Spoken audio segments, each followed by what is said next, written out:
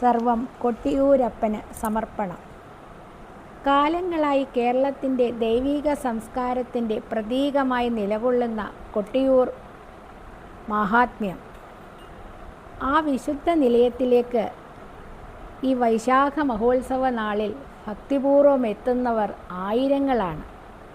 ആ നടയിലേക്ക് നടന്നു പോകുന്ന ഓരോ പാദങ്ങളും കൊട്ടിയൂരപ്പനുള്ള പ്രാർത്ഥനകളാണ്. എന്നാൽ ഈ കൊട്ടിയൂർ വൈശാഖ മഹോത്സവ നാളിൽ ഏറ്റവും ജനശ്രദ്ധ ആകർഷിച്ച ഒരു വിശേഷതയുണ്ട്. അതെന്താണെന്നോ, കൊട്ടിയൂരപ്പന് പൂജകളും കർമ്മങ്ങളും ഒക്കെ ചെയ്യുന്ന ഒരാചാര്യൻ, അദ്ദേഹത്തെ പൂവൻ എന്നാണ് വിളിക്കുക.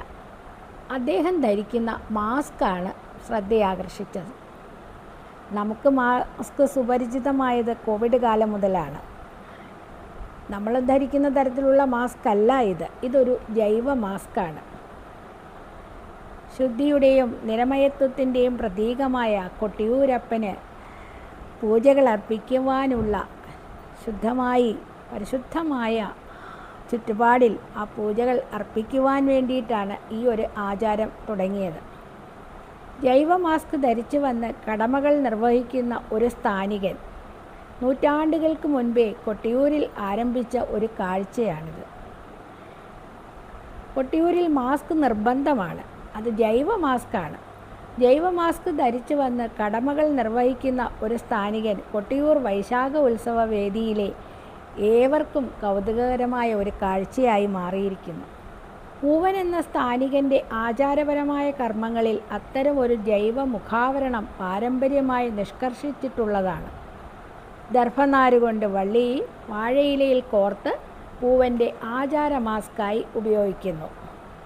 അക്കര ക്ഷേത്രത്തിലെ മണിത്തറയിലുള്ള സ്വയംഭൂ വിഗ്രഹത്തിൽ അർപ്പിക്കുന്നതിനുള്ള പൂക്കളും ചാർത്തുന്നതിനായിട്ടുള്ള മാലകളും ഒരുക്കുന്ന സ്ഥാനികൻ്റെ പേരാണ് പൂവൻ.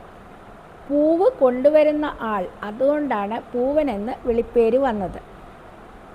ഈ ചടങ്ങിനായിട്ട് കോടി മുണ്ടയ്ക്ക് കൊടുത്ത് വാഴയില കൊണ്ടുള്ള ജൈവ മാസ്കൊക്കെ ധരിച്ച് വരണം എന്നുള്ളത് അതീവ നിർബന്ധമാണ്. അർപ്പിക്കാനുള്ള പൂക്കളിൽ അത് സ്പർശിക്കുന്നവർ ശ്വാസം വിടുമ്പോഴും സംസാരിക്കുമ്പോഴും മാലിന്യം പടരാതിരിക്കുന്നതിനാണ് നൂറ്റാണ്ടുകളായി ഇത്തരം ഒരു മാസ്ക് ഉപയോഗിച്ച് വന്നിരുന്നത്.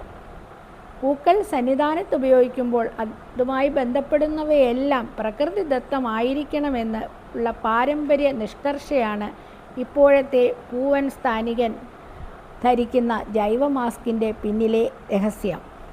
എത്ര ഉദാത്തമായ ആചാരമായിരുന്നു നൂറ്റാണ്ടുകൾക്ക് മുൻപേ അനുവർത്തിച്ച് വന്നിരുന്നത്. എത്രയോ മഹത്തായ ഒരു സംസ്കാരം, എത്രയോ മഹത്തായ ഒരു പൂജ ആചാരം അല്ലേ.